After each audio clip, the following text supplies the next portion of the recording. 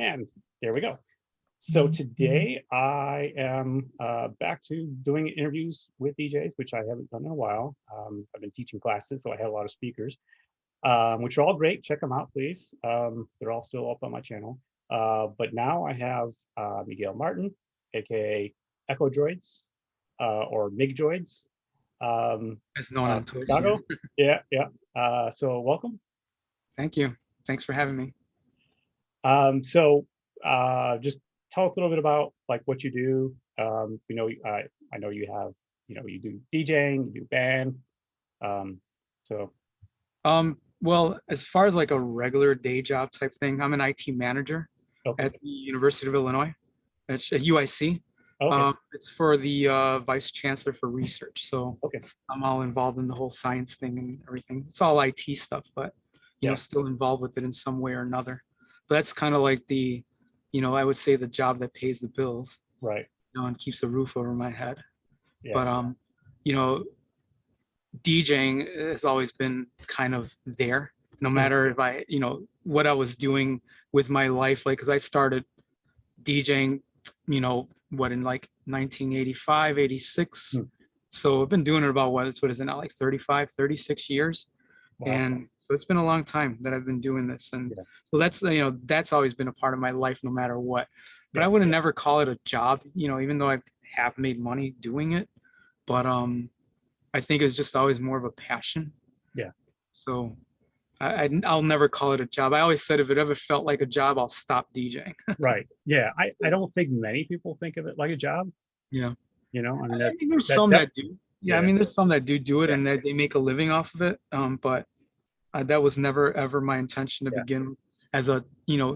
11, 12-year-old kid, and then, moving on into adulthood. So, Well, I think um, even those that make a living off it don't, they don't think of it as a job.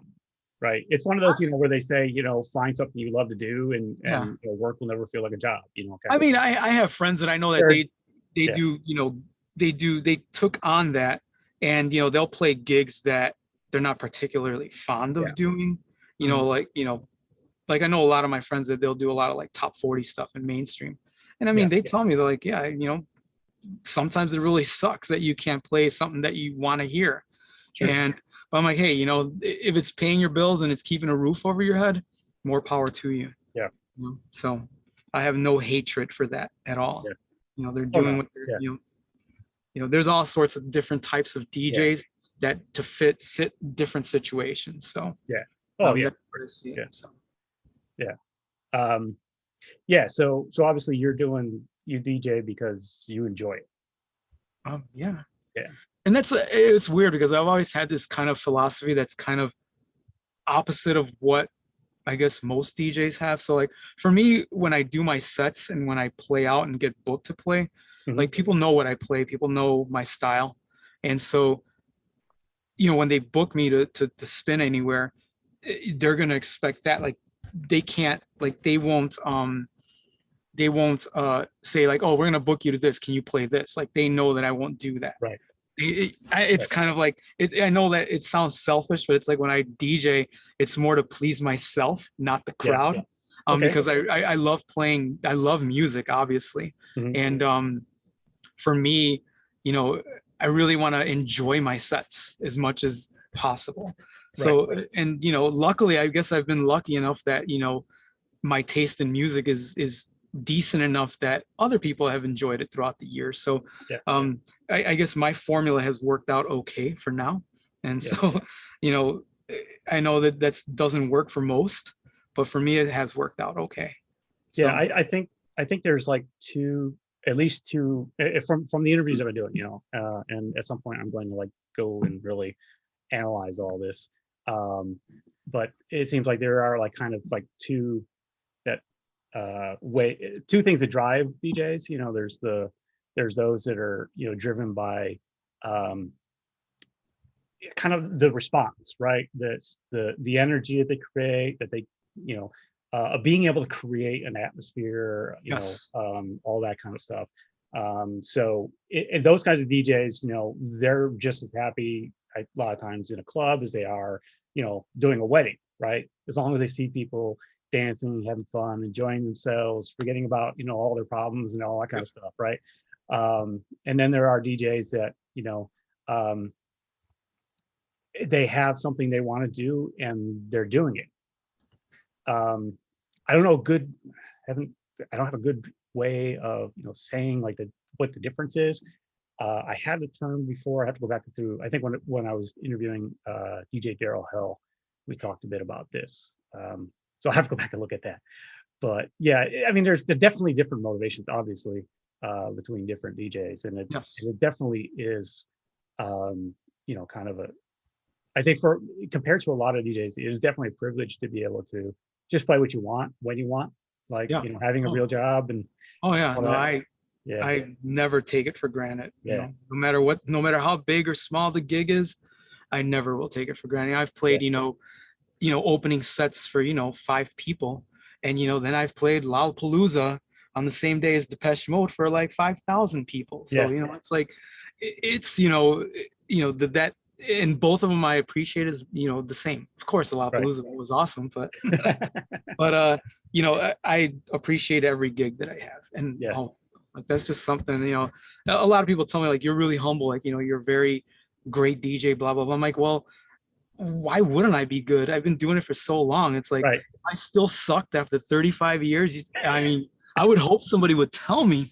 It's like Yeah, like I have to. I right. almost have to be good, or Yeah, else I'd just be a joke. It's like yeah, who the hell would suck after 35 years of the DJing and doing basically the same thing? Yeah, just technology changes, but the basics and fundamentals right. are all still the same. Yeah, So yeah. The yeah, tools change, but the yeah. the process. Yeah, Yeah, it's yeah, it's similar. It's the same. yeah, yeah. It is. It is. So you're also in a band. Um, Yes, so can you talk a little bit about that? sure. So that came up. Um, my partner Frank Delamora, he's a lifelong musician. He's been in bands like since. It's funny because like we always kind of laugh because throughout my DJ career and his music career, we always kind of ran in parallel. Hmm. Um, his older brother was a DJ that I used to actually go watch when I first started or trying to start to go play like back in the 80s, like at these, church hall parties here in Chicago and like, at like just hall parties that used to happen or house parties even. Yeah, I used to go see his brother DJ and I'd be like, this guy was awesome. He was actually a pretty big DJ back then. And throughout all these years of like me playing out and Frank kind of just going out or performing, we never met. hmm, I even did this one show where I DJ'd for that band. I opened up for Anything Box, and this was at this club called Alcatraz.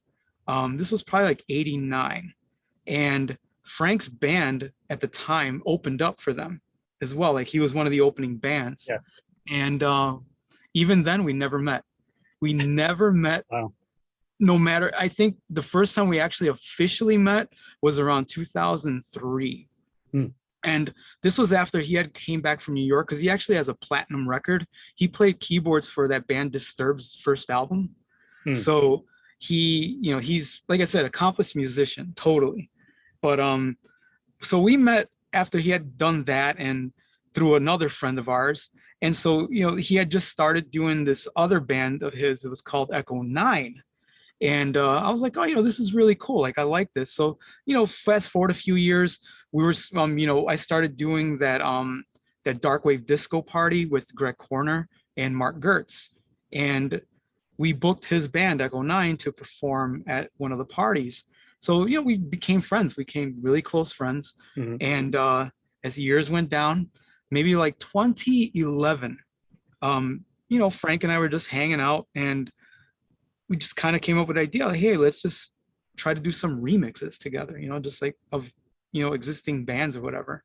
So what was our first, I think the very first remix we did was for this band called The New Division.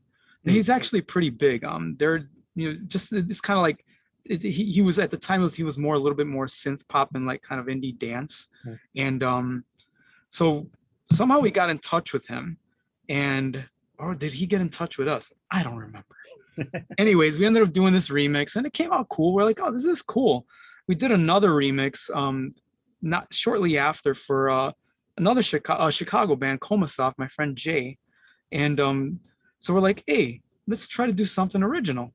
Mhm. So, just that's where it came up. Like it was probably we released our first EP, I think it was like in March of 2012, through this guy, a DJ, Zebo, and my friend Marco Morales' label is called Hot Dog Records. Mm. So that was our very first release. And fast forward now 2021, we have like probably about 14 releases now. Oh wow. Yeah. And we have our own record label, so we release it through like our own record label. I kind of manage everything, but it's called Echodroides Records, and it's kind of, I mean, the only main reason I kind of started it was to release our own stuff. We've released a couple of other artists, but I think it's just mostly for us to just kind of have an imprint that we can put out our own music. So our latest EP was just released in June. So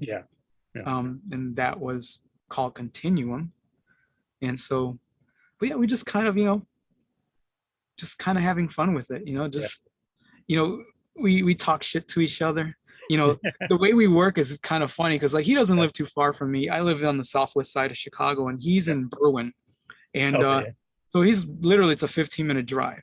But the majority of the time, the way we work is, because he's the main musician. I'm more of the producer and the kind of like, I do the producing. I started doing all the mixing and mastering as well. But I'm kind of the ears for how kind of like the direction of the way songs go.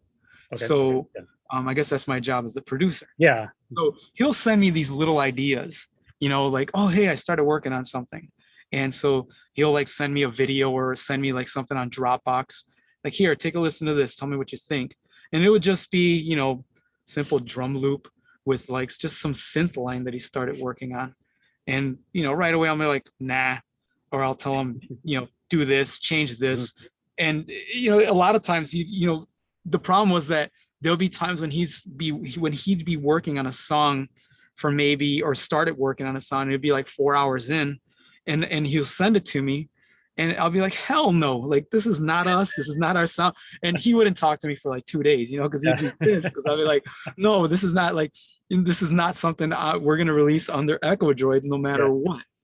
So he learned his lesson that, like, to where send me your ideas in their infancy and not when you're like trying to get halfway through the song. Right. Yeah. So, I'll go over there and I'll, once kind of something gets a little bit more concrete as far as like sounding like a song, then I'll go over and, we'll work on certain things, and, I'll work on, okay, changing octaves on certain songs, or like, lessen the key on this or change the key on this. And so we'll work like that together. And it's obviously worked out okay. Yeah. I'll help him out with singing, because he's the vocalist as well. Yes. So, I'll help him out with like recording vocals while we're there. And, and that's just kind of how our process is. It seems kind of like a natural extension from DJing. It pretty much is. I mean, as far as like, I think that's why Frank kind of felt that we would work well together, because he goes that you have a really good ear for music in general. Yeah. So he goes, I trust you, and I trust that, what, you're going to give me advice on is going to be the best for us, as far as like, whether, I mean, we've compromised a lot, because we, each individually, we have our own tastes. Right. So like sometimes we clash. Well, other times, hey, like our two tastes kind of will work well together. Yeah. So actually just yesterday, he's like, hey, I'm kind of starting to fiddle with some more ideas now for another release. I'm like, yeah, that's cool. Of course, so he sends me again, like 30-second snippet, just like the beginnings of it. I'm like, okay. I'm like, you can, basically I'll it's almost like permission, like you can keep working in that direction. And so, but yeah, it's worked out well. I mean, I think what really helped us a lot was, as far as getting our name out there, was the music licensing stuff. We Hmm. had one of our songs in 2014 licensed to Ubisoft for that video game Watch Dogs. Oh, So yeah, okay. so I we have had that. I haven't played it yet. I'll have to. I yeah, gotta so it play was it the now. very first Watch Dogs, and Yeah. so or when that was released, the funny thing is that song that's in Watch Dogs, it's called Satellite, and we were never even planning on releasing that song. It was just one of those things that just sat on the back burner, Yeah. and it was like, eh. And we had only submitted it to some of the licensing companies just for licensing, and so they got picked up, and we're like, oh shit, so I have to release this. I mean, obviously. So it was like, you know, maybe had a few months to like, so, we worked it a little bit, Yeah. remixed it down and had to kind of edit it a little bit for the video game. And Hmm. so, um, we set, I scheduled a release for the same day that the video game came out. So, it worked out really well. I mean, Yeah. that's gotten us mostly. It's funny. It's the way it works out with a lot of bands. Is like I would say like our bigger fan base is overseas, Mm. um, than here in the Yeah. United States. We have a big like fan base in Russia, out Oh, of all yeah. places. But um, Mm. so it's nice to Yeah. have people, I mean, like in Yeah. YouTube Oh, especially. I wonder if Watch Dogs was big there or something. I don't know. I don't know. Yeah. Like, It took I place in Chicago, though, right? what's that? The game took place in Chicago. Yes, yes, yes. And Yeah. that's what was their whole premise of the Yeah. video game was that they selected all artists that were Chicago Oh, artists. okay. Yeah. So all Yeah. the bands that are in there were all Chicago. There was Smashing Yeah. Pumpkins were in there, like a bunch of other like Yeah. local stuff too. But yeah, it was really cool. Like, I mean, the video game, I guess after a while, I know that they said it sold like about 9 million copies worldwide. So Yeah. not that there was a whole lot of money of that in, for us, we got a set amount and that was it. Right. Yeah. But it was just nice to say, hey, our song is Yeah. in this video game, and like even on YouTube, which is where it has the most plays, obviously it's like, I last time I checked, it was probably like 300 and something thousand plays on that, so Yeah. it was cool, that's kind of what helped kind of give us that little Right. Yeah. Yeah. and but both of us are not very good at promoting ourselves because we're both pretty humble. Hold on. We don't like, Just a yeah. second. Okay, so I'm back. Yeah, so interrupted by a cat fight. Hey. We have 5 cats. And so I'm a little out of breath from running up and down the stairs chasing cats. 3 of them are old female cats, and 2 of them are young boy cats. And so the young boys like to harass the oldest female, who's, a really small cat. She's nearly deaf. She's lost some teeth, so she's not young, but so they were just one of them was just chasing her around. A lot of times they'll just scare her and she'll scream, because like a deaf cat doesn't know how loud they are. Yeah. So it'll be just like meow, really loud, because they walked by her, Oh. or just startle her because she didn't hear them coming. Right. But this one was just going on and on. He was actually chasing her. And so there was like pee all over the floor and Oh like, man. oh. Yeah. So he's now locked up in the bedroom. Yeah. I had cats, yeah. never multiple ones. I think like when I was younger, we did have multiple cats, but older, I always just had like one cat, and that was it. Oh, now yeah. we have 2 dogs. I mean, if anybody's watched my streams, you'll see that they'll sometimes pop Oh, up. right. Yeah. Yeah, so I have 2 Chihuahuas. Yeah. And they're actually biological sisters. They're Yeah. probably like about a year or 2 apart, a year and a Okay. half or 2 years apart. But they still, they'll fight. I mean, Yeah. Oh, yeah. They'll fight. But one of them is a little bit bigger than the other, like by a pound. I mean, they're tiny. I think they have the older one. She's like 4.5 pounds. Then the younger one's like 3.5. So they're tiny. But yeah. Well, the old cat, this is actually her name is Billy Idol, because when she first started coming around, she had a tooth sideways. So her mouth was up like that. So it's like, hey, it's like Billy Idol. But she is 14, 15 at least Wow. years old. Oh, she was a stray that we've been feeding. We can't even remember when we started feeding her. So we know she's at least 14, 15 years old. The Wow. boys are, like 3. She's 7 pounds. They're 12 to 15 pounds. So it's like a huge That's difference. a big difference. Yeah. Yeah, that's a big difference. Yeah. Now back in the day, Yeah. when she just hung out, she Yeah. was queen of the block. She's a tiny cat, but It was tough. any cat that came around, Mhm. she told them to leave, and Wow. they would leave. She's like But now she's, older, she's older. slower. Yeah. Hey, So I feel for her. I know the feeling. You get older, you get slower, yeah, yeah, I had a birthday, when was it? Almost 2 weeks ago now. And it's like, oh man. Ugh. But it's yeah, all right. yeah. Well, speaking of birthdays, but I'm lucky that I guess Cold Waves is always on my birthday weekend. Really? Like in Yeah, that September? That's cool. yeah, yeah. So like this one starts on Thursday, which is my birthday. Awesome. And then the one in 2019 ended the day before my birthday. Sweet. So it was 4 nights of Cold Waves and then 1 night on my birthday. So I mean, basically, it's your whole birthday, the whole entire week. Yeah, Yeah, yeah, you yeah. celebrate. I remember when I was younger, it was like, and it was like, all right, birthday month. So it would be like starting 1st of July to the end of July.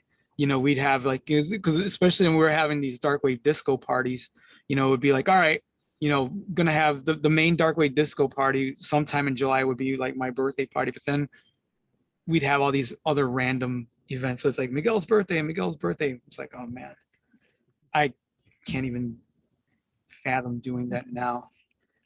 And probably more that I don't want to than I probably can, but it's like, Yeah, like going out and nah, yeah. I'll stay chilling here, Well, go have dinner.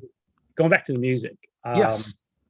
What I was going to ask you how because you were describing like there are certain stuff that your partner would do that Yeah. fits or doesn't fit. So how would you describe your band music? Like what fits? I would say, as far as like a genre, I guess, it's very, I mean, I think the easiest way to describe it's synth pop. Okay. But there's so many aspects that go into it. You know what I mean? Mhm. Like, as far as like influences, we're talking Italo disco, even some like house Mhm. little flavors here and there. Um, you know, in some of our songs you get the rock tinge as well, because we have actually in some of our songs we have live bass, live guitars going. So Yeah. um, there's so many influences that kind of come into it. But I think in general, just like if somebody just says, okay, give me one genre of what describes it, I would say synth pop. Yeah. It's kind of I'm what. just curious because you said that you can hear something and it's like, yes, that's us, and no, it's not. Like, what is it that makes that distinction? I think Maybe it's useful to give an example of like what something your partner did that didn't fit. okay. Like, why So didn't it fit? one thing that always bothers me Mhm. is that he'll use, in a sense, like a lot of like kind of brass sounds. Mm. I'm not a big fan of brass sounds, Okay. at least the brass synths. Like I guess little tinges of it are fine, but sometimes he gets a little heavy with it, and I'll tell him, I'm like, come on, dude, like chill out on the brass sounds. And I tell him this all the time, and he gets Yeah. mad. He's like, fuck you, dick, whatever. But I'm like, hey, like, but I get it. I mean, the 80s were a big, especially like the Right. Italo disco thing is a big thing for him. I love Mhm. Italo disco too, but he loves it more. So like that brass sound kind of comes in a lot with Yeah. the 80s stuff. So that's one thing like that I'd say, that I would almost immediately reject. Also, another thing is maybe some of these synth ARPs that would come through might be a little bit too bright or Mm. too kind of happy. I Okay. guess, or like too Yeah. cheesy. So, um, and when that happens, yeah, you get that rejection stamp right away. But for the most part, I mean, we, like I said, it would be these couple little things, uh, and then, we're cool. Yeah. He'll fix something like, it would be like a very easy fix to like a synth arp that would Mhm. just be, oh, let's just drop it an octave, Yeah. and it makes a huge difference. Right. So And just so just a little bit darker. a little bit dark, but Yeah. also a little bit, it's we find that happy medium. Some of the Yeah. songs are a little bit brighter and Mhm. happier, I would say.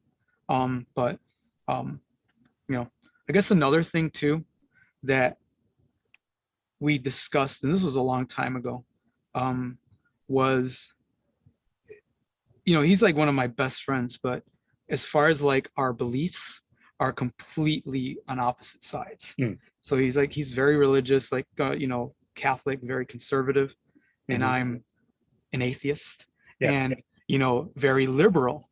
So when lyrics come around, you know there's been times when there's been mentioned like kind of religious aspects of things. Mm. And not that I'm against it, because I grew up as a Catholic, but I think when the music is representing both of us, that needs to kind of not be there. Right. Just Yeah. because in his solo projects, cool, I mean, you sing whatever you want to sing about, but if you're going to represent both of us, I would kind of try to go a little bit more neutral as far Right. as that Right. goes. Yeah. And so, I mean, there are some songs that slip through that that kind of are religious in a way, but I kind of, we discussed this not too long ago, and kind of made a decision that Yeah. an agreement per se, that we'll kind of have them chill out on the religious lyrics of any sort. Yeah.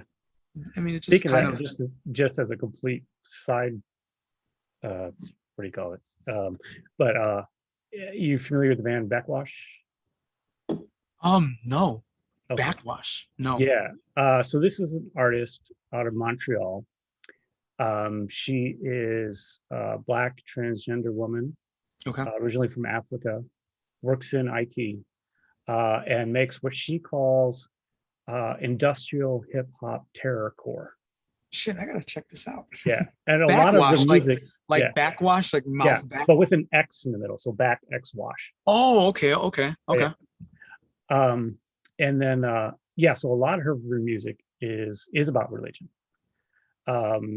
Because she grew up obviously in a very religious family. Mhm. And obviously that wasn't a place for a transgender woman, Mhm. right? So there's a lot of that. And it's I learned about this band from like my third interview, which was with MP3J Sark. And I've just been a huge fan ever Oh, since. And so I did a whole stream just playing them, wow. because she just had a new album come out. So actually that's still on my channel if you ever want to Yes, look yes. at it. Yeah, it's I but yeah, mean, check her out. Definitely, it's definitely different. It's really multi-genre, you know. One of the things people commented about is like she'll sample Metallica. And on this latest album, she's got somebody doing that like super aggro industrial voice sound. I don't know how you describe it. It's like Cyclone 9, sounds like them. Um, but then, there's rap in it, right? Um, yeah, so it's really interesting. interesting. But that's just kind of a side note. Um, I'm looking but at, I'm sorry, yeah, another side note, like I'm looking because at my yeah, video, like I see like I'm all red. I'm like, damn, that's what I get for going outside in the sun, I look all red right before just this because the interview. lighting. Yeah, no, for me, it's like I like I'm looking at my shit, I'm fucking red today. It's like, yeah, I was out in the sun for like 4 hours. We Yeah, went out to a friend's event earlier. Um, and yeah, it was out like on a patio. And it's like, yeah, that's what I get for, going out while it's still daylight.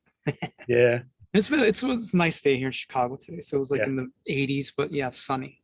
Yeah. And Yeah. I mean, that's what I get, red, because I don't tan really. I mean, I guess my arms tan, but my face will just get red. Yeah. It's like just whatever. But yeah, Yeah. back to the whole religious thing. Like, Yeah. my I grew up, obviously Mexican family, Hmm. on the south side of Chicago, and so my mom was very, very religious. I went through Catholic schools pretty much my Hmm. whole entire life up until high school. So um, I told my mom, like, I tell her, I'm like, thanks, mom, for sending me to these schools, because that's what actually made me an atheist. Like, because it's just so, like, I tell her, I'm like, thanks for sending me, because I went to Quigley South, and then Quigley South closed when I was a junior, so I ended up staying in the same building and graduating out of St. Rita, because St. Rita is the one that took over the Quigley South building when it closed. But yeah, and Quigley South was I guess, like, we would say, like a seminary. So they would prepare you for priesthood. Oh, right. Yeah. So yeah, kind of like that's why I told my mom, like, Wow. thanks, Mom. It was funny when I actually, before my mother passed away, um, you know, like a couple of years before, like, I remember she never knew that I was, kind of left a religion. And Hmm. I remember when I told her, it was over the phone because she was not living in Chicago anymore. Like, when I told her, it was like complete silence on the other side of the phone for probably 5 minutes. Like, she just couldn't comprehend Yeah. what I was telling her.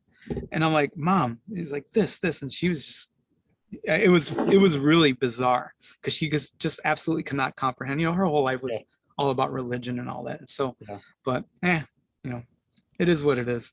I Yeah. don't, I like I said, my best friends, and my best friend Frank is like very religious, and that's the one thing. Yeah. I think it's always what we tell each other is that respect other people no matter what, Hmm. whatever what they believe. I mean, it's just a matter of just respect Yeah. them. That's it. Yeah. It's the mutual respect that we have for each other, and I mean for anybody. I don't care what you believe. The only thing I ask, don't push it on me. That's all. Right. Right. That's And all I ask. don't let it dictate Yes, what I yes, should do. yes, Right. exactly. Yeah. It's like, just do what makes you happy. That's Yeah. all. That's what Yeah. we're on this freaking, you know, blue planet for. Just Yeah. be happy, man. Yeah. Be happy. Yeah. I just speaking of religion as a complete aside again, um, it was in the early 90s. Uh-huh. I was stationed in Germany. Um, and Germany is kind of split between Catholic and Lutheran, right? So it's like southern half is all Catholic, northern half's all Lutheran because that's where Martin Luther started. Um, anyway, so a lot of the Germans I knew were Catholic, um, and there was one girl I knew um, that went to a pilgrimage in Medjugorje, Yugoslavia, right? So it was one of those holy sites with where people would go because Mother Mary was sighted there, so people go there to get healed and all that. And when she came back, she's like, I was thinking the whole time, like, you're the most Christian person I know. I'm like, yeah, but I'm an atheist. And that kind of always stuck with me because it really hammers home that you don't have to be religious to be a good person, right? Absolutely. Right. So not being religious doesn't mean that you don't, you know, have good morals and respect Mm. people and the like the Ten Commandments, right? I mean, they're pretty obvious things you shouldn't Yeah. do, right? I Yeah. mean, most people can agree with that. You don't have to follow religion to know it, To know right? that, and just, I mean, Yeah. that's why I But always like, it was kind of weird. I mean, I feel like, yeah. Growing up, like, I mean, it wasn't terrible. Like, I Mhm. feel like, depending on the priests that you grew up with and like what they Mhm. told you, you know, I never felt like the way religion is portrayed now, as far as like the way I grew up. It's like, just basically just be a good person. Yeah. That was kind of always what my mom told me. Mhm. And like, even my mom, who was super religious, like, she was never like, oh, you know, like, how would you say, like, hating the gays, hating Right. like that, Right. Right. like, she was never about that. Actually, growing up, I was very fortunate to, like, as a, started DJing at a young age. um I was surrounded a lot with gay individuals, and just Yeah. lesbians, gay, Right. gay guys, everything, just because and I mean, we're talking like 12 and 13 years old, because that's when I kind of started DJing. So I was Yeah. going to these parties and going to these house parties. Mhm. Yeah, 12 and 13. How crazy is that, huh? But yeah, I was going to these house parties, and actually, it was the craziest thing, and I love telling this story. This was again on the southwest side of Chicago. This guy named Troy Winston. He used to throw these parties at his house. It was on 50th and Marshfield, I think it was. Mm. And so we're talking right in the hood. I mean, it was a bad neighborhood, and I didn't live that far from there, anyways. But I remember going to this one of his parties, and he was gay. Now, it was a gay black man, actually. Mhm. And so, we'd go to his parties, and they were probably some of the most diverse crowds Yep. that you'll ever see. I mean, we're talking a basement of his house, Yeah. Yeah. and we're talking, there was whites, blacks, Hispanics, and we're talking straight. There was gangbangers.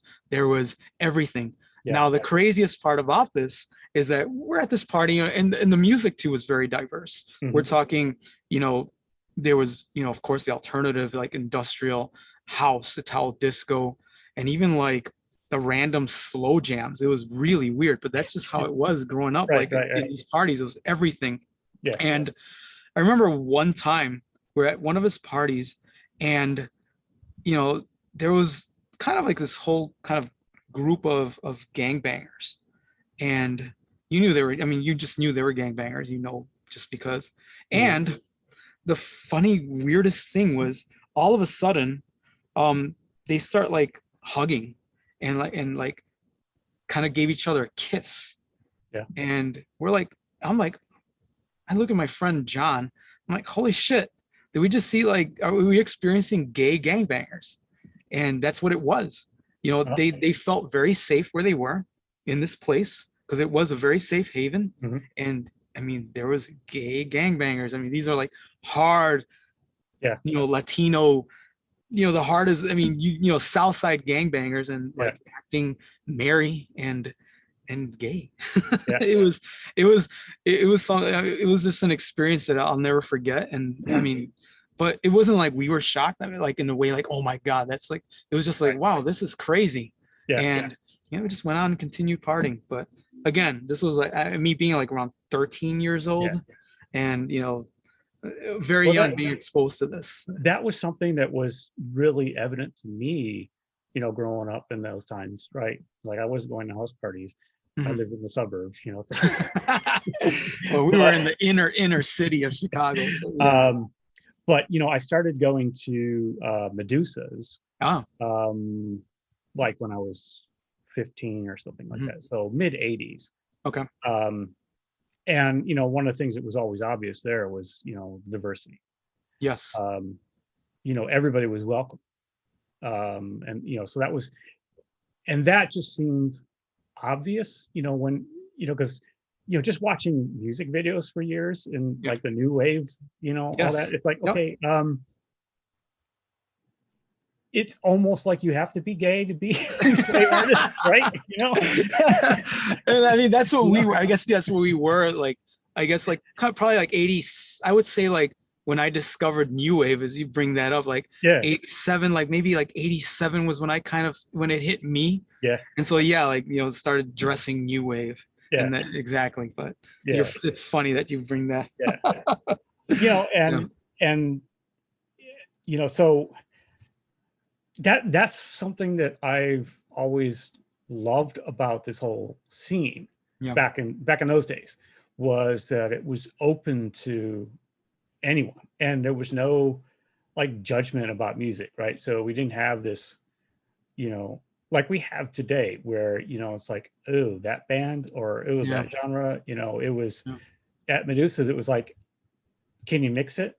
All right, play it. Then go play it. People dance to it, because they're just having a good time. And like, there was a comment somebody had made, like, the DJs at Medusa's were so good, you'd be dancing to a disco song for 3 minutes before you realized it. Or a house track. Oh yeah, house track. Yeah, house was big. Absolutely, there. Yeah.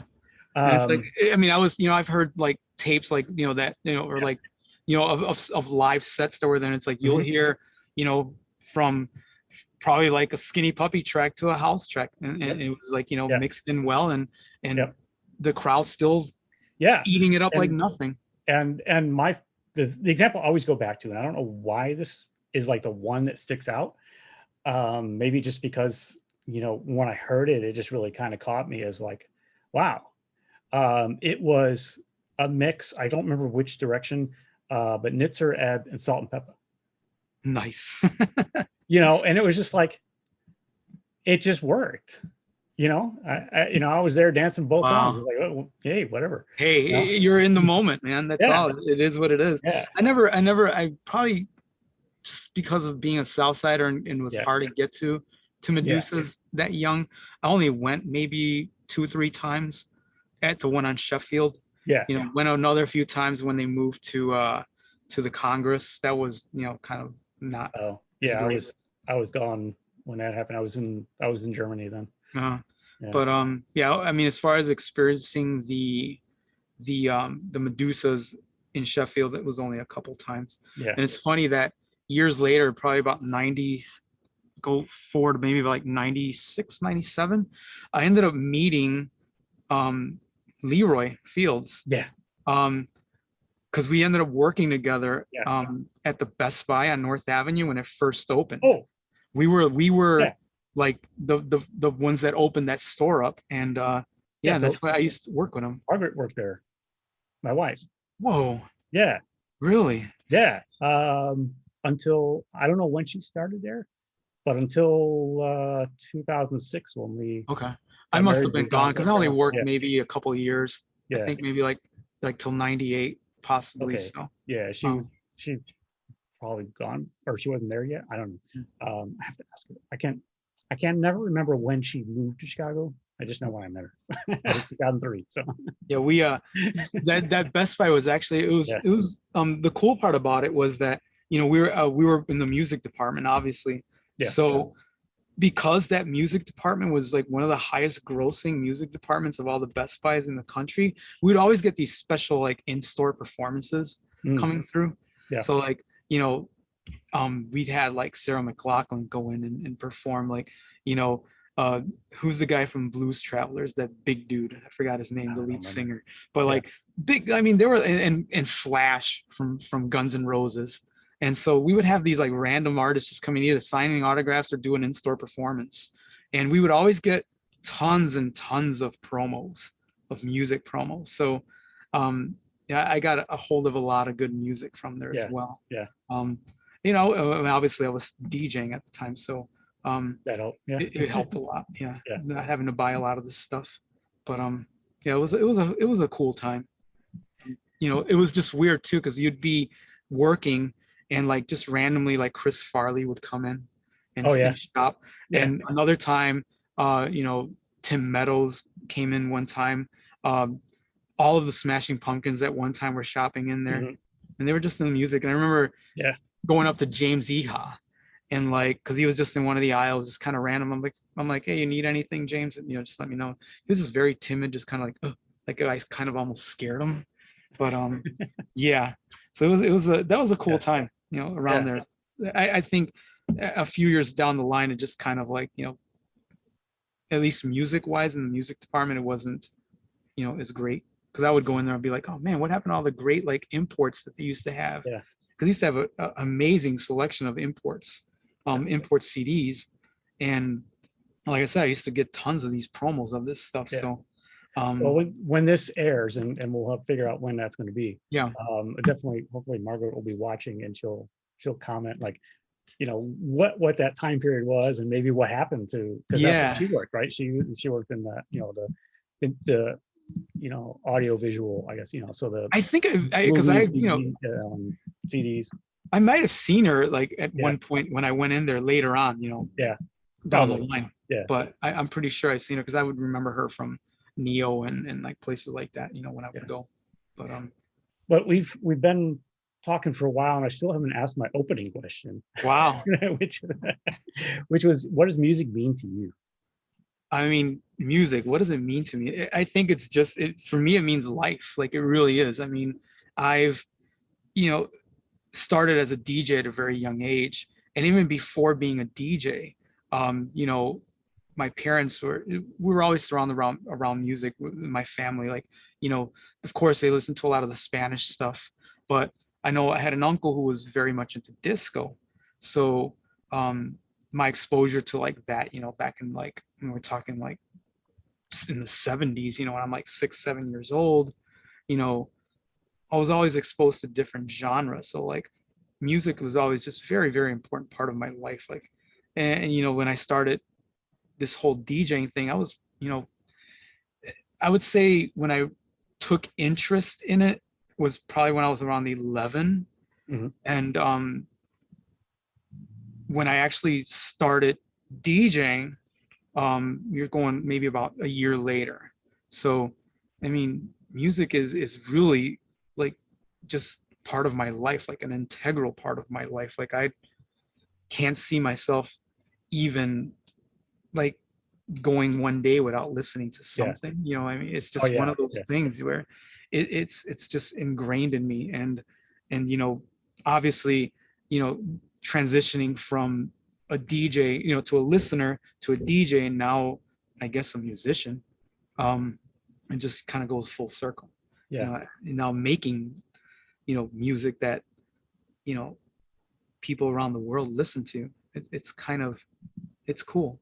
Yeah. But I would say that, yeah, just the simple one word answer is music is life. It really is. Yeah. It And, really is for me. and so, you know, over the interviews, I've transitioned that to, because a lot of people say this kind of same thing, that music is the force, Ah, right? that sounds even better. Right. It flows through everything. It gives Yes. life, you know, it connects everybody, you know. So the way you're describing yourself going from a listener to a DJ to a musician is kind of like going through, you know, being, you know, a Padawan, a Jedi There Master. you go. And then a Jedi Master, if you want to call it that. Yeah, I'll Yeah. take that. I'll take that. I'm a big Star Wars fan, so I'm cool with Yeah. that. Yeah. But yeah, like it's, you know, and even with, you know, when I met my wife, and, you know, she's a big music lover as well. And, you know, we kind of have similar taste. She goes a little bit off of a tangent of things that I don't like, but, Mhm. you know, in general, we both are big fans of like the same type of music. Yeah. So it helps, you know, Yeah. helps in the relationship. Oh yeah. I mean, Margaret and I met at Neo, so Yeah. you know. Awesome. I mean, I've Oh, met what? many of my girlfriends at Neo, but not, Yeah. you know, Yeah. but yeah, not Yeah. my What? wife. One of the things that really solidified it was, you know, obviously not just a taste in music, but I took her to a Chicago Fire game, and you know, so we were like at the, you know, this was at Soldier Field before they moved out to, what you call it. Where are they at now? Like in, Well, they're back at Soldier Field now, I think. are they? Yeah. Okay. I don't really The follow sports, but I do, you yeah. know, kind of know. Yeah. So they were out. Uh, why can't I think of it? Bridge something. Bridgeview on Yes, the Bridgeview. southwest side, Yes. right? Yeah, like Yeah, in the yeah. Toyota They were at Park or Bridgeview something. for years. Yeah. Okay. And now they left there. But anyway, so this was at, you know, the old um, Soldier Field. We were at, you know, one of the ends, and so we were like a couple sections over from the supporters, right? And so the supporters there, you know, they stand and sing for, you know, the full 90 minutes, Wow. right? You know, and they're jumping and they're chanting and drums and, you know, all that kind of stuff. And she's like, "Hey, they look like they're having fun. We should go over there." I'm like, "Yes." Wow. So we That's when went over there, and you're like, you're um, the one. yeah, and then Yeah. it was like actually a couple of games in, they were doing someone was doing some photography, and Mhm. they got, you know, she was in one of the pictures, and they actually used her image as like the biggest image on the season ticket stuff. No way. The first year Wow. in Bridgeview, yeah, like bigger than any of the players. Whoa. Yeah, That's awesome. yeah, yeah. So that's a side story, but um, you know, so one of the things I wanted to ask you about, um, is related to this background here, right? Yes. Which is you definitely, I see you posting all the time about, going out and using your telescope and all that. So how did you get into all that? So, I mean, I've always been fascinated and really into astronomy Yeah. ever since I was a little kid. All of my science projects in grammar school were like of making those like, what do you call those collage types things of the solar system? Yeah. Like that kind of, yeah. But they were like the little wire things, and you would Right, make right, them out right, of like little right. balls. So I would do a lot of, all my science experiments were having to do with astronomy in one way or another as a kid. I would always be drawing, the planets, and my favorite planet was always Saturn and Jupiter. Those were the two of my favorite ones. So as a kid, I was always fascinated by that. And just years went down. I mean, I've always wanted a telescope. I mean, who doesn't? But just, years go down the line, life happens, things just get in the way, started DJing. So that kind of became the focal point of my life, is, besides like everything else. And just, fast forward 30 something years, um, the pandemic hits, and, I'm like, all right, might as well just go for it. There's nothing else that I'm doing. Okay. So really, that's when I like bought my first telescope, which isn't the current one I have now. I had that one for maybe only a few months. I bought what's called a Dobsonian telescope, and it's just like this big tube. It's mostly for visual use. So I bought that guy, and used it a few months. Actually went out to a dark sky park with it twice, and just to view stuff. But I'm like, man, you know what? I want to be able to capture what I'm seeing, and so I had that one. I think I got it like probably October of last year, and I mean, I haven't been doing this long at all. Yeah. So like we're talking maybe October of last year of 2020, and like by March, I bought this one and sold the other one. So this one is obviously a lot more advanced. It's, has a built-in GPS. It's all motorized. So it's basically kind of like after you configure it, and it's called polar alignment.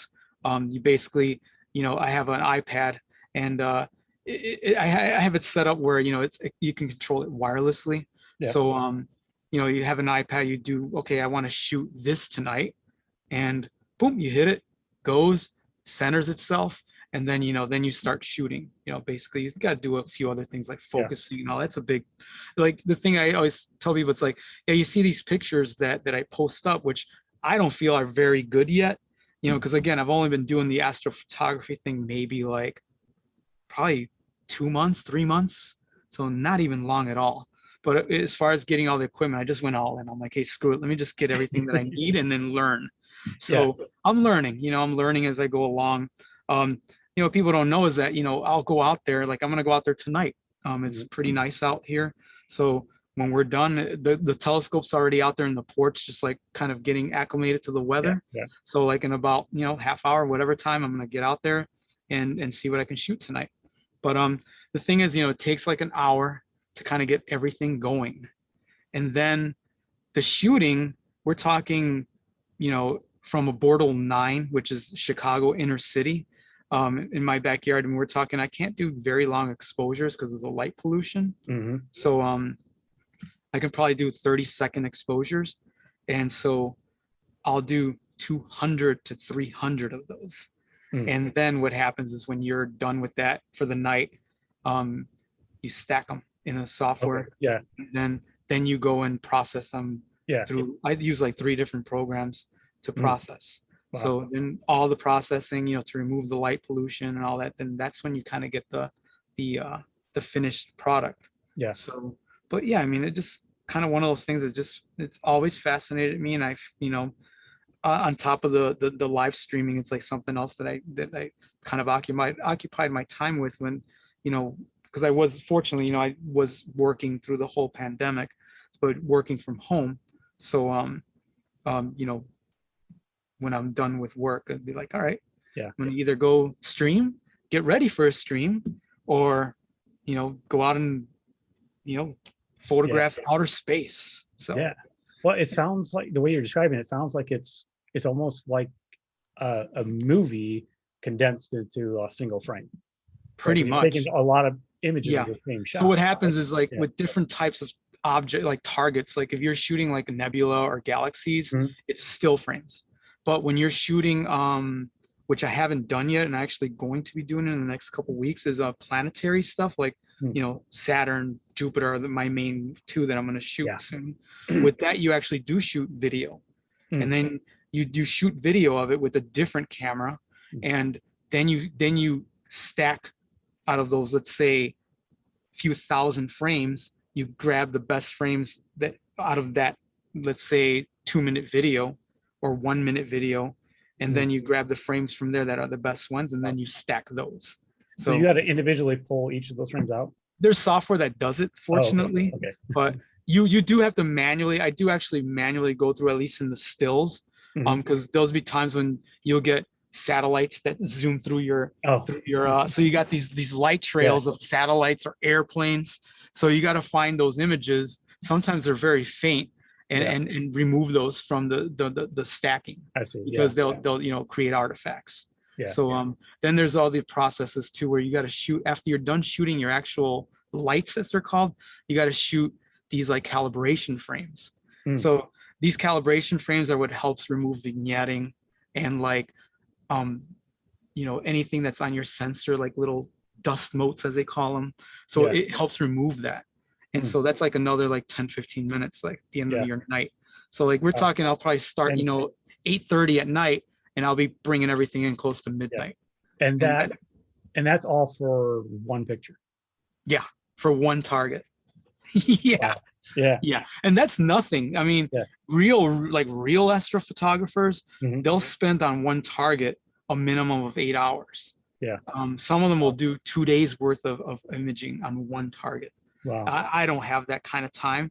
Yeah. And I'm not trying to get on NASA's, Right. what they're called, the APOD, the astronomy photo of the day. Like, I'm not trying to get it. I'm just trying to document what I'm seeing and like, Right. what I love. Like, so Yeah. that's all my interest is. I mean, if it changes later on in the future, who knows? But right now I just want to, it's I love doing that. Like it was very challenging because there's a very deep learning curve for all of this, because it's like a special camera that you use, Yeah. and all this software that you use that, to be able to calibrate things. It took me, before I was even starting to shoot, it took me like, my wife Crystal, she's like, what are you doing? It's like, you're not shooting anything. I'm like, and it's like, I'll be going out there for like 2 months, as much as I can, just trying to figure out what the hell I'm doing. Yeah. Because it takes, it's like I said, it's a steep learning curve, like all the different aspects that make everything work. But I think I'm finally getting the hang of it. So Yeah. now it's just, I can go out there, get my stuff going, and find my target, and what I do is, once I start shooting, I have my iPad, and the way I set up everything, I have it actually has a wireless router on that I put on my telescope, so I can go all the way inside my house, sit on my couch, and just watch the imaging from my iPad. Oh, wow. As Okay. it goes. Yeah. So when it's done, so I don't have to be out there getting stung by mosquitoes, or I'll just go inside and that's nice. Yeah. so it works out really well. So then when it's done, it's like, oh, I got like 5 images left. Then I'll start heading out and prepare for the calibration frames afterwards. But yeah, it's a process. Yeah. It's a process. But I like to challenge myself like that. It's just like with the streaming as well. Well, I'd love it if I could like show some of them, like when we air this interview, if that's all right. But if not, some of the pictures. Yeah. Sure. Okay. Yeah. Of course. We'll work on that. And Yeah, I think having talked about it, people are going to want to see like what the pictures look like. Of course. Obviously, they can go to your Facebook page and all that, but or Instagram, whatever. But Instagram, I'll send you some. Who knows? Maybe by the time this airs, I'll have a couple of new ones. Because I'll be out. No, that would be perfect. Yeah, I'll have a couple of. I'm hoping at least tonight I'll be able to get something. It's kind of hard because you got all these obstructions. Right. I have like my garage on one side, my house on the other. And so I only kind of can shoot targets facing kind of almost straight north or south.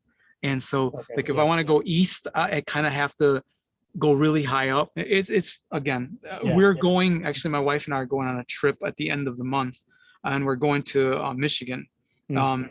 to this dark sky park out there. Okay. So kind of hoping for good weather. Yeah. That's always a big deal. Like, Yeah. people think just because it's clear that you Uh-huh. can actually do it, but no, there's some atmospheric like um Right. issues that you can have, like where it's called seeing and transparency, Mm. which are two actually very, very big. They're almost like bigger than if you have a few clouds, I mean, Mm. they're make a big difference in your clarity of your images. Yeah. But tonight, I don't know what to expect. I just want Yeah. to get out there because I haven't been able to get out in a couple Oh, weeks. yeah. So I'm just like itching to Yeah. just get out. So I'll be out there Well, tonight. I think now knowing more about what goes into it, we can all like really appreciate the images that much more. Uh, I mean, because I yeah, they're like cool. It's like, but now we know, oh my God, that's it's a you're lot. talking like one Yeah. image, at least Yeah. my meager images, which aren't great Yeah. compared to some of the ones that I've seen, Mm. are you're talking full like 3 4 hours Yeah. of work to get them to that. And Yeah. But that's they're like done by very you, right? So, yeah, yeah, right. yeah, So there, right? yeah, yeah. Finally. Yeah. And speaking of light, of course, we've got to talk about your light show, Oh yeah. like how you do that, because Okay. it's pretty awesome. Uh, So yeah, yeah. how I started that, Yeah. it has to go back to like the beginning of the pandemic, and with live stream, I never even planned on live streaming to Mm. begin with. I was just like, whatever. I was, like I said, I've been DJing so long. It's like, all right, if I stop for a year, big deal. It's not not gonna kill me. I don't care. But I'm a DJ and have been a resident DJ for Vocal Radio here in Chicago for probably about 10 years now. So what I do there is I would submit a mix every month for them to air.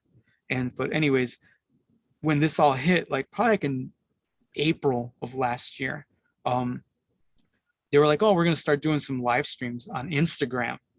All right, out of all places, Yeah. not Twitch, not Facebook. It was Instagram. So I'm like, really? Okay, whatever. So they asked me like, "You want to do one?" I'm like, "Yeah, sure, I'll do one."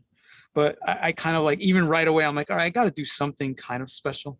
So initially, like my very first stream, it was just one of these like galaxy lights Yeah. that I bought that just shot like kind of like this bluish hue Yeah. thing behind me. So like that's all that I had, and just kind of that was it. So I'm like, all right, that's cool.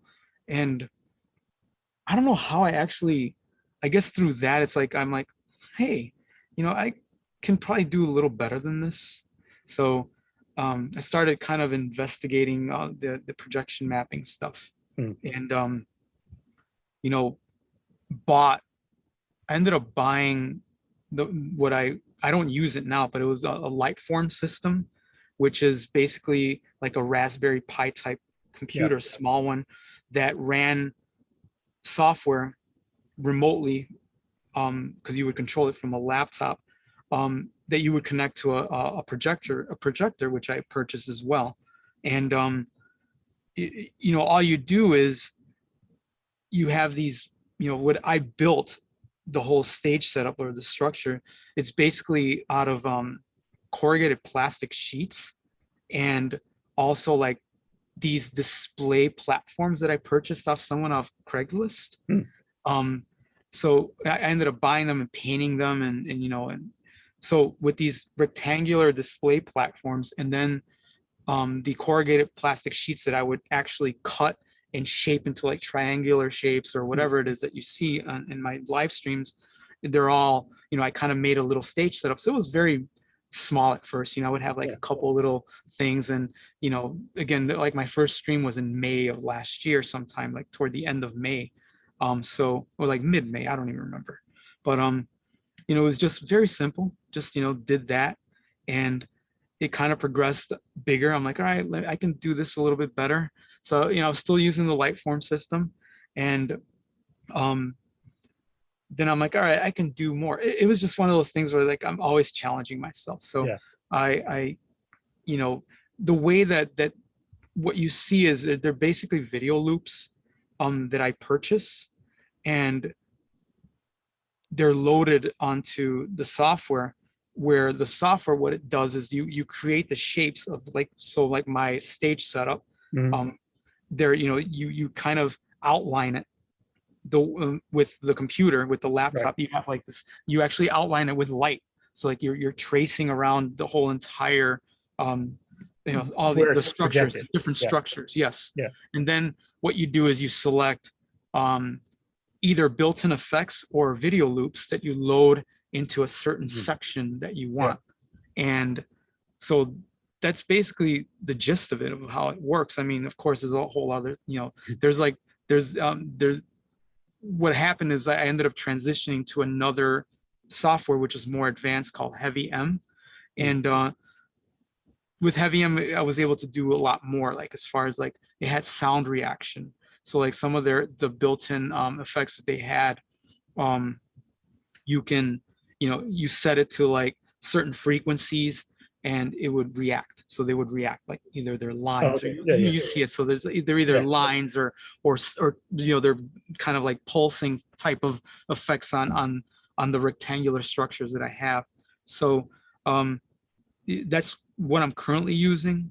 And it's just kind of, every, maybe like every month or so, I would kind of just like break everything down and just kind of just change it up a little, Mhm. just so it won't be so repetitive. Yeah. But you know, originally it was taking me, for to prepare for, that's why I would only stream once a week, Yeah. because it would take me 3 days Wow. to prepare for a stream. And that's, the projection mapping, that's getting music together. And then testing the projection mapping out, so that's why I would only do once a week, and when somebody would ask me, oh, hey, you want to be part of this? And I'm like, damn, I have to do 2 streams in a week. So it was like shit, but Yeah. get it done. I become very efficient in doing that. So now I was Yeah. actually able to get the projection mapping stuff done like in a half a day now. So it's not that bad. It's still a But long time. it's a long time. Yeah, it still takes a while. I mean, I'll sit there, while I'm working, doing my regular job stuff. If there's nothing going on, I'll be like, all right, let me bust out the projection mapping laptop. Oh, okay. And because like that's another thing, like as far as the whole streaming thing is, like I have, while I'm streaming, there's 3 computers going. So there's the DJ computer, where I'm running Rekordbox through, which is controlling the vinyl. I use the digital vinyl, which controls Rekordbox. So that's the laptop for that only.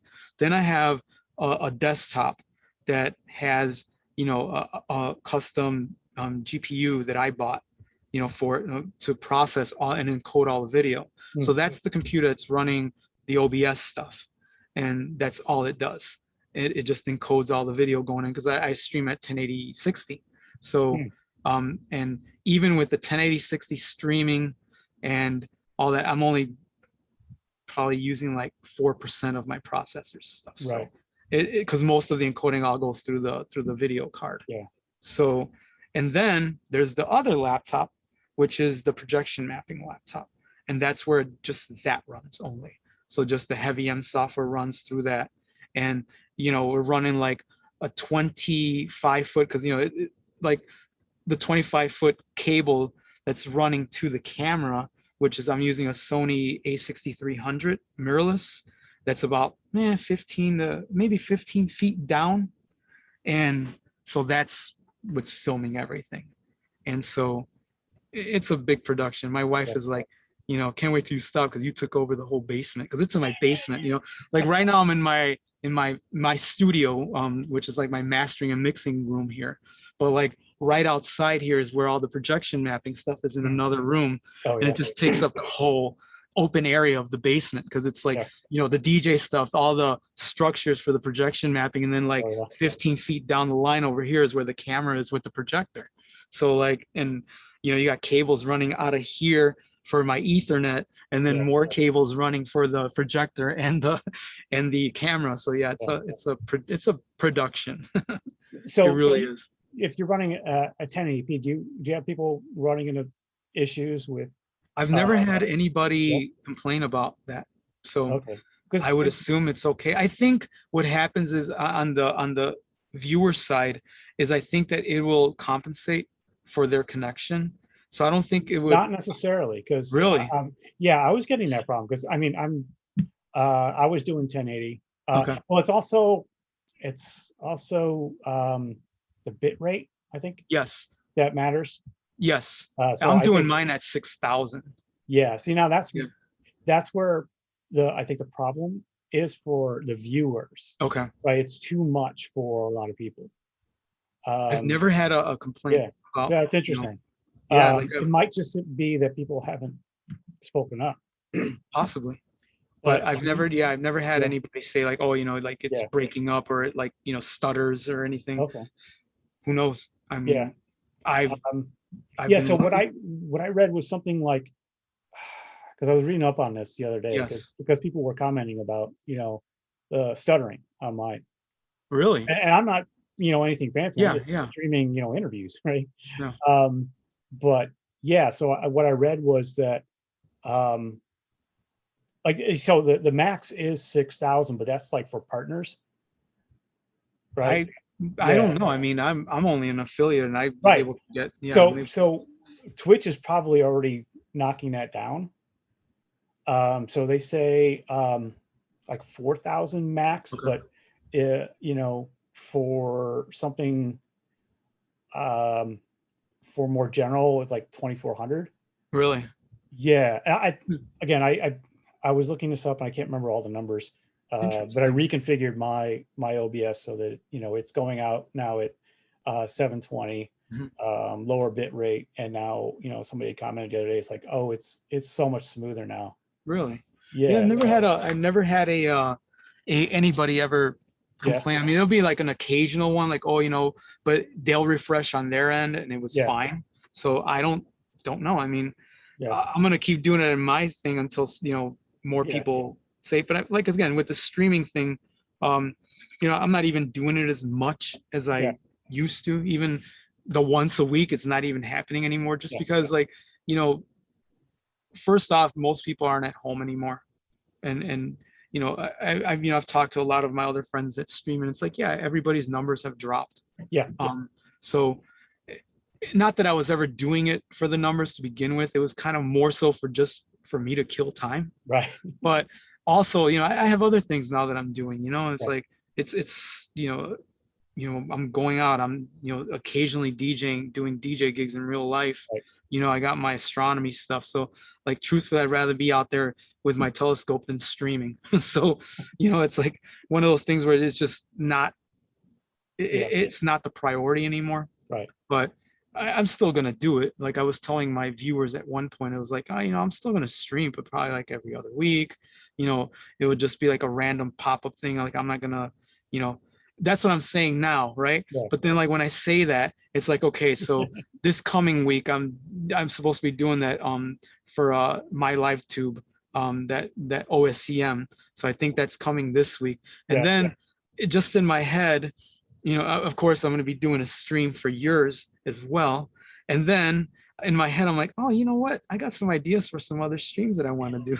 So like, it's like, no, there's going to be no yeah, stopping. At least like, I'm going to do them no matter if there's like yeah, 15 viewers or 50 viewers. I don't care. I'm just going to do it because like, I feel like playing this music. mhm, So like, I'll tell you like, and what my plans are for at least my personal streams was one of them I'm gonna, because when I started DJing back in the 80s, obviously I wasn't DJing synth pop or industrial or anything. I was doing house music and Italo disco and mhm, high energy. So like I'm like, you know what, I'm gonna do a whole stream of house, like 80s house, 90s yeah, house even, and even some of the modern stuff that I seem to like, because I don't hate house. I mean, it's yeah, it's great.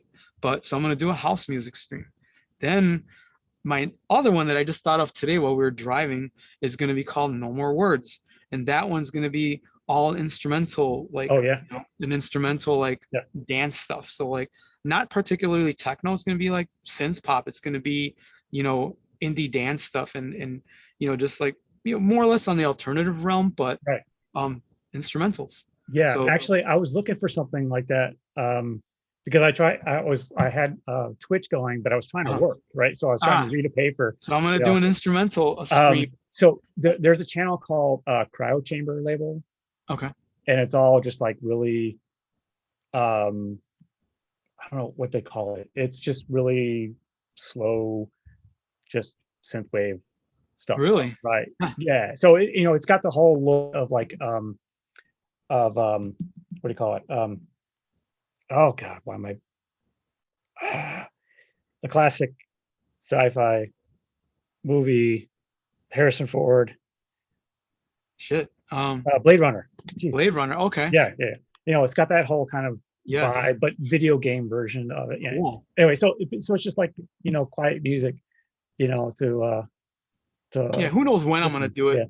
But- This could be like a few weeks down the line or a month down the line. It depends when my time, because like I said, like I'm actually gonna be pretty busy the next few weekends. Yeah. So I don't know. I mean, it's not even doesn't actually. I prefer actually now with the last few streams that I've done like one during the week and then another one like on a Sunday like afternoon, and actually I had more viewers in those than I did on my Saturday streams. So yeah, because you're competing a lot. Yeah, the Saturday streams, I mean, they were doing all right for a while, but again, like I said, once everybody started kind of heading back out again, it's the numbers just dropped. And again, I don't care, but also I don't want to be streaming on a Saturday because I got other things to do. Right. So like you're gonna hear me on a Wednesday afternoon or like or maybe like a Sunday late evening. Who knows? It's whenever I feel like it. Like I'll get the projection stuff going. Have you thought about or talked about collaborating with any other Chicago DJs? As far as actually, well, Greg Corner, because he actually was my old DJ partner for real. Yeah. He wants to do something where an event where I actually go and do the projection mapping in one of the events. So we're talking. So that's going to happen at some point where I'm going to actually do projection mapping at a real event. So, but I mean, other than that, like I said, I'm not really trying hard to get gigs right now. Yeah. Even outside of here, like I'm. Well, I mean, like on Twitch.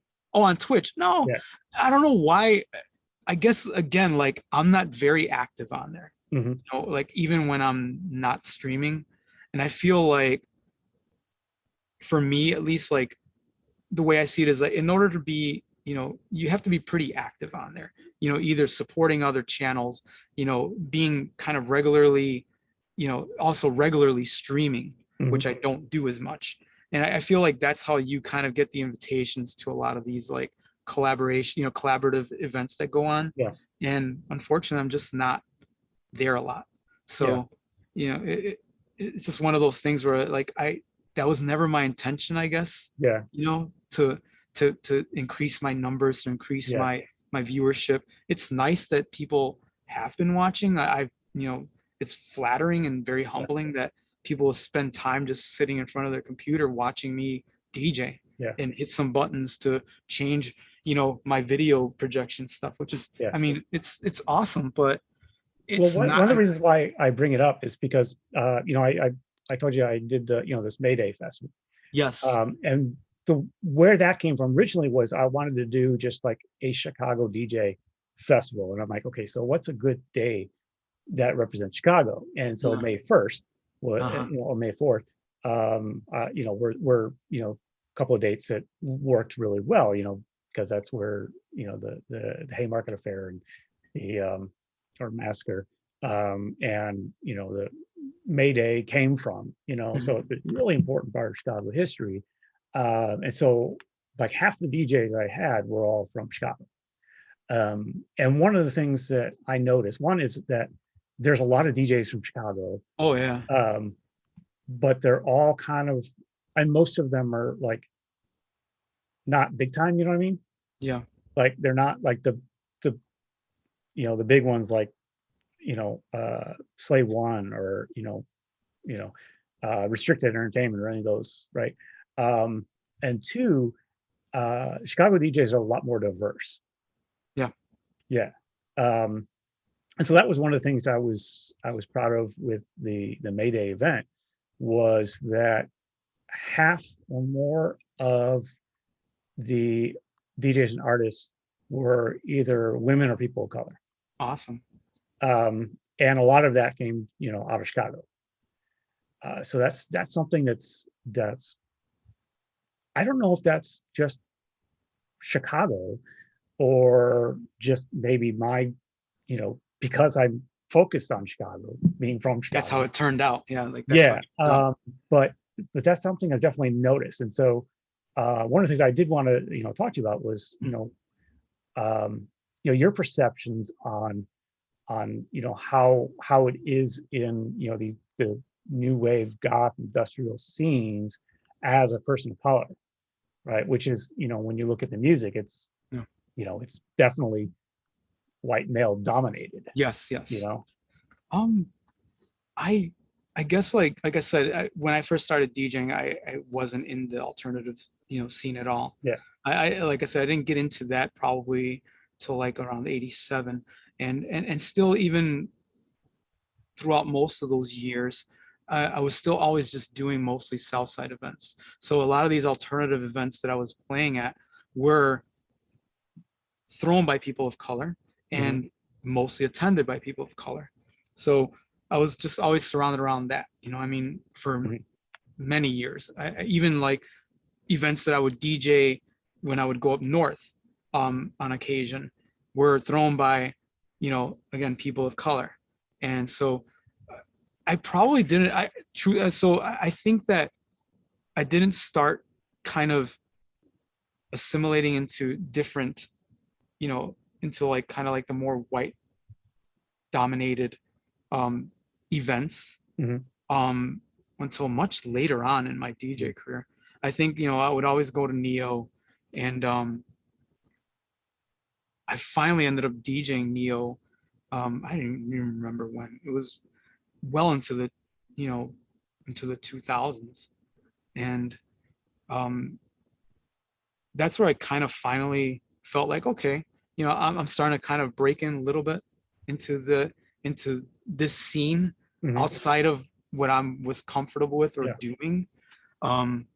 I don't know. It's When you say break in, was it something like, what was holding you back from breaking in? I don't think nothing was holding me back. I think it was just that I was comfortable and just, regularly getting booked to these other events. So I never really made the effort to try to kind of like befriend some of these guys, to DJ with them, or it just,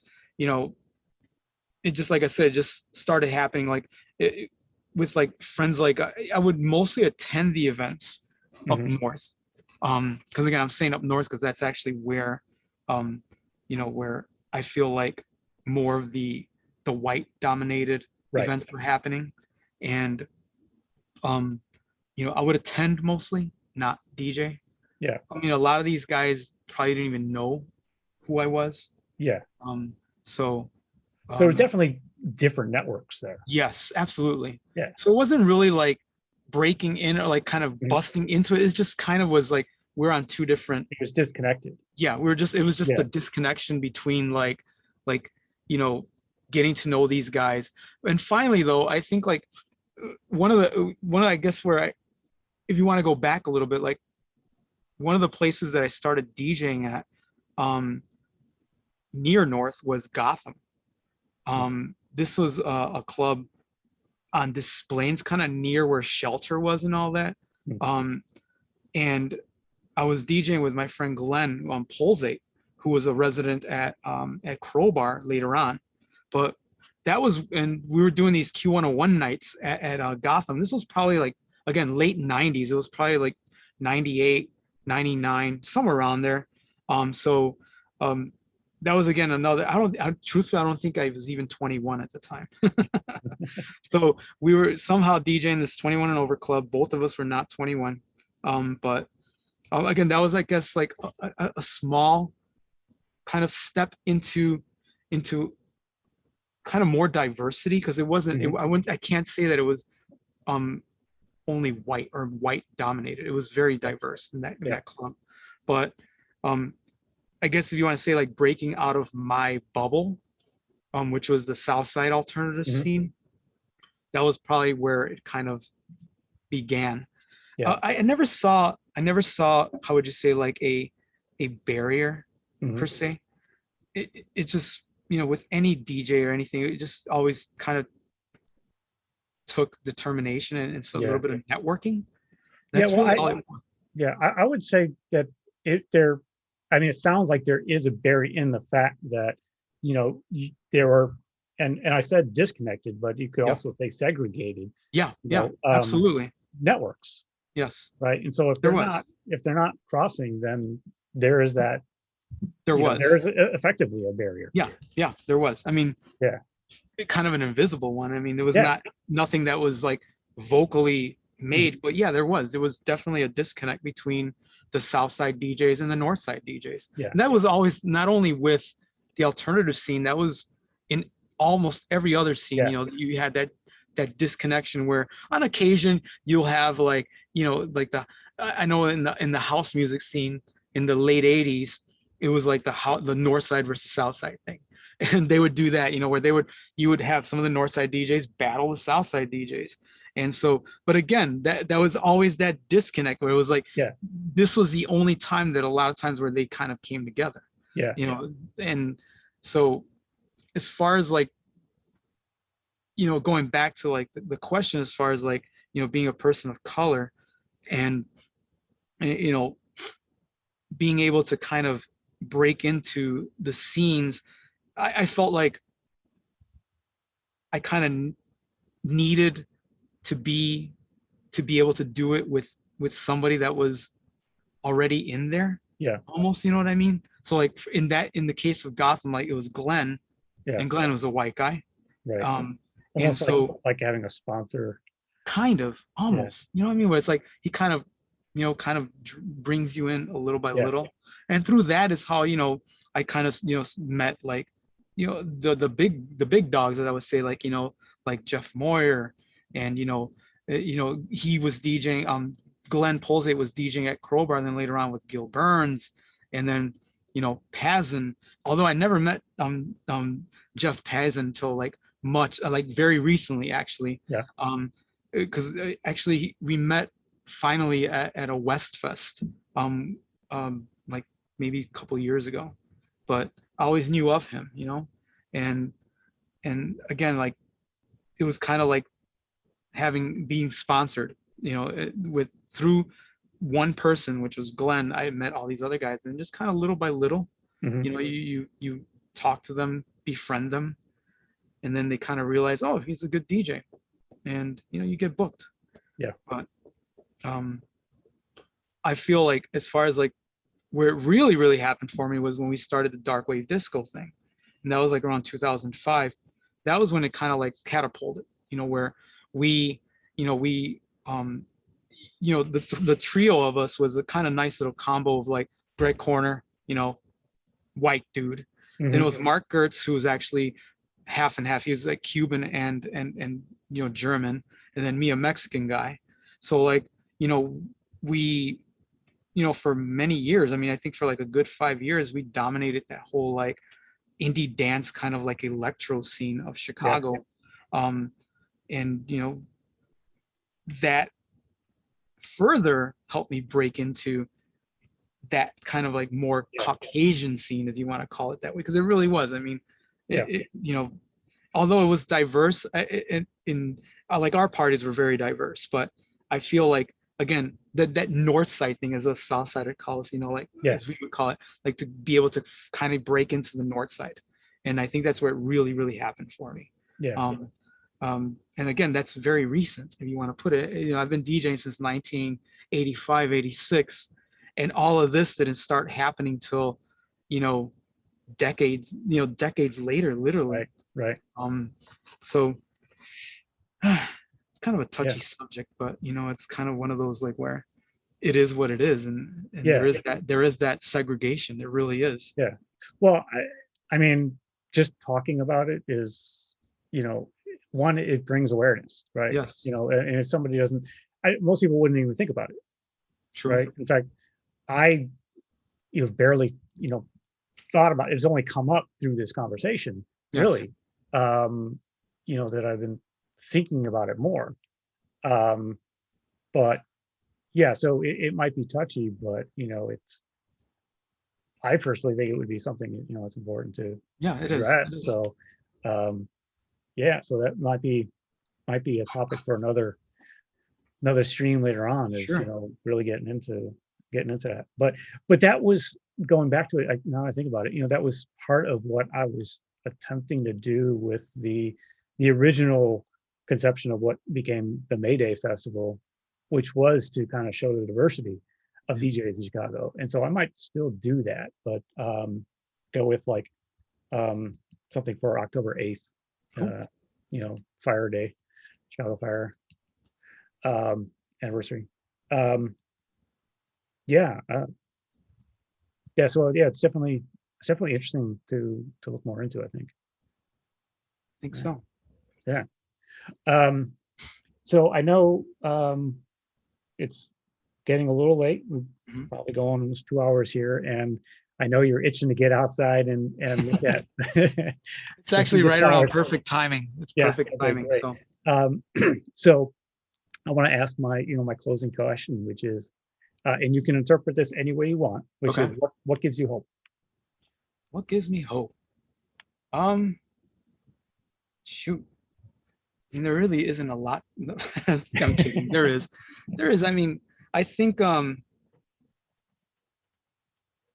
right now there's a lot of changes in the world going on Mhm, that I feel are somewhat positive toward um how would you say, like, just in general, like the LGBTQ communities, mhm, the even with like, you know, people of color in general, like where there's movements going on that mhm. are changing, America's way of thinking, I guess, if you want to say. Yeah. Um, and I just feel like a lot of the younger generation these days they're not letting it go.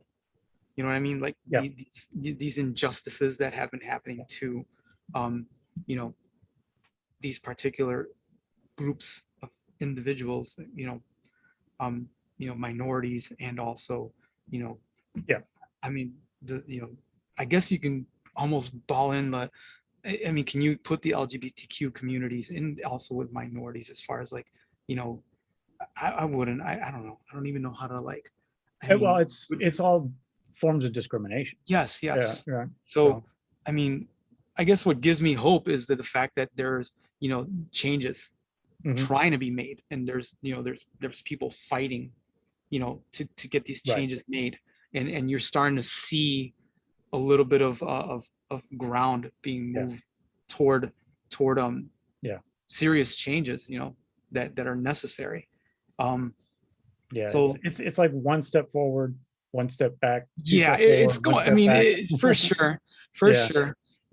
But But I mean, as an observer, being mhm, observing as an observer, I've been definitely in the last, you know, several years, I've been seeing a lot more, you know, happening, like with yeah. the legalization of marijuana. Another thing, I don't Yeah. smoke, but I mean, that's something that, Yeah. that for people of color has always been, just the marijuana thing in general, Yeah. like where, the jailing of Right. minorities.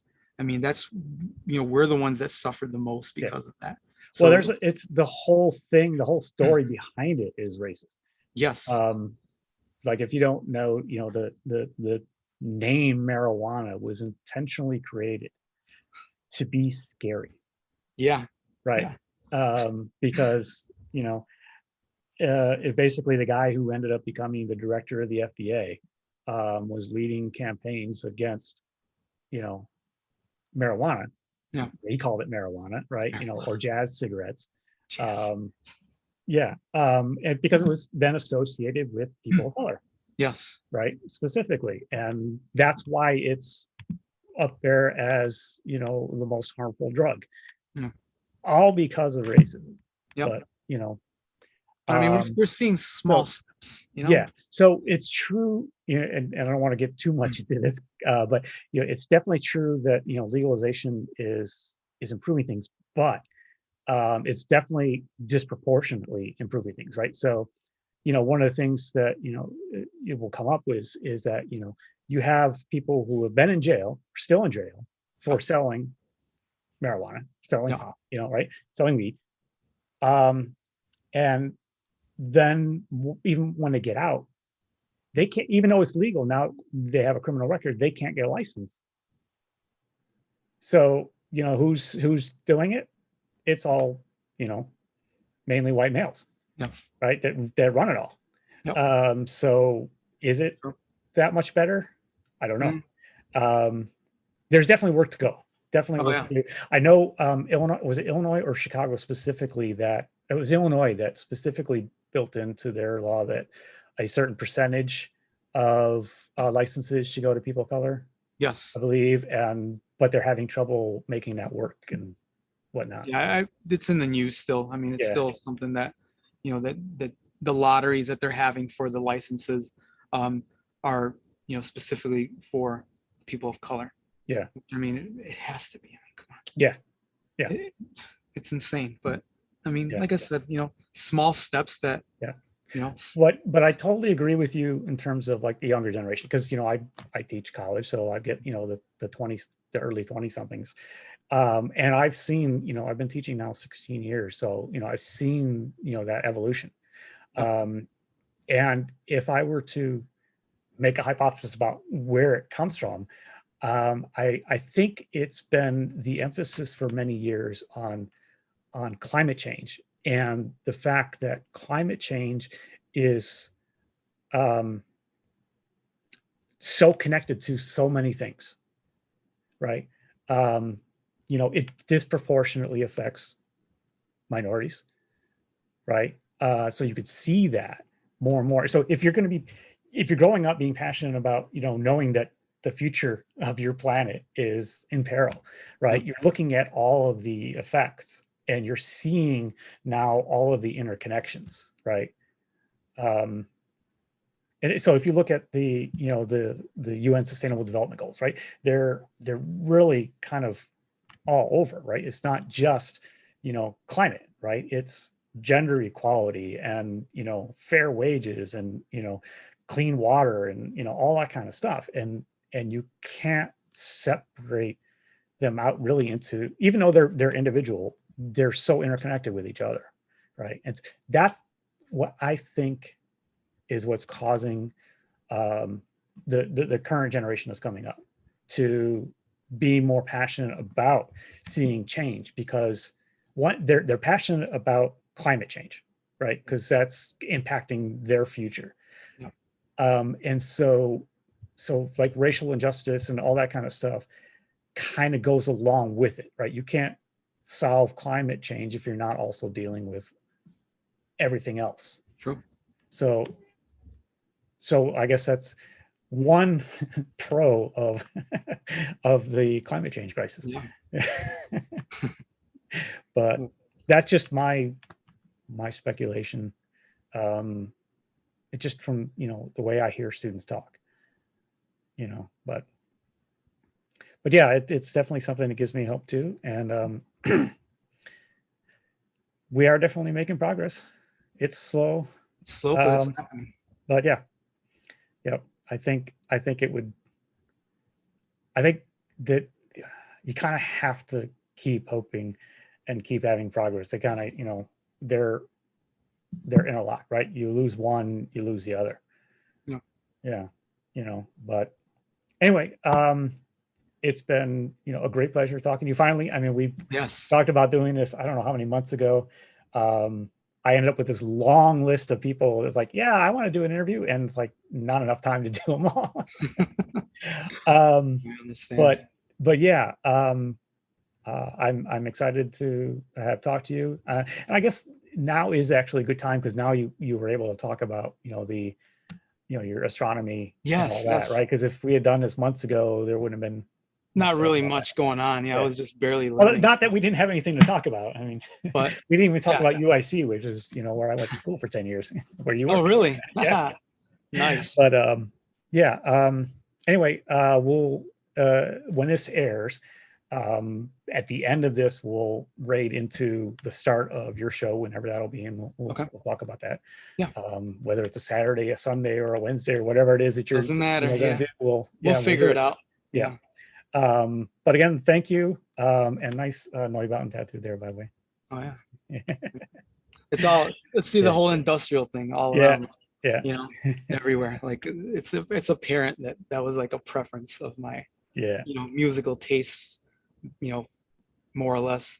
So actually, I might end up doing an industrial EBM set for your thing. We'll see. It's been a while actually that I've done a straight up one like that. But well, it's not my thing; it's your thing. I'm just leading more people to yeah. you. Well, I mean, to follow into it, maybe I will do something like that. Okay. Yeah, that's cool. Yeah. Anyway, thank you very much, and thanks to you for having me. I appreciate it. We will hear some great music, see some great lights, and all that in a few minutes. Oh, or in a minute, or 30 seconds. In a minute, whatever it is. right now. Actually, let me go get up and go and start firing up the setup. But I mean, in real life, I'm actually just gonna go out and fire up my telescope. That's what I'm gonna fire up right now. All right. See if I get some images for you. Yeah, that'll be cool. Yep. Okay. All right, Dave.